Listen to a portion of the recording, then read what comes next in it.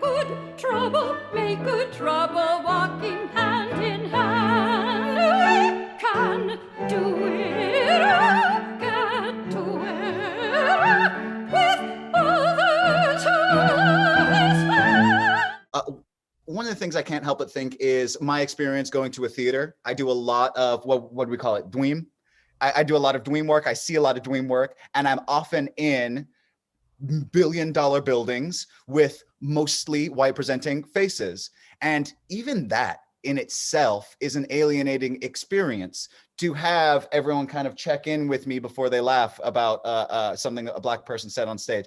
Just the ownership of the space, the ownership of the art. I think there's a really abstract thing that this piece is doing there too, kind of democratizing who owns this. I don't know if that spurs anything for anyone. I think that's exactly what the scene in the opera and what the piece of music is portraying. Again, we have this mysterious Hungarian amongst all of these other folks really owning the space, you know, not just a part of it, but the center focus of it, singing this song, not only about, you know, her experiences in that space, but how much she loves a homeland that is so beautiful that you people have no idea what it's about, but oh my goodness, let me sing a song about it for you. So I think when you talk about being, you know, that feeling of isolation in those art spaces today, yeah, I definitely think there's a direct correlation there. I think one of the things that we brought up yesterday in that conversation was the discomfort in being racialized when you're not necessarily used to being racialized. In that moment in that opera, all of the people at that party had to think of themselves as something different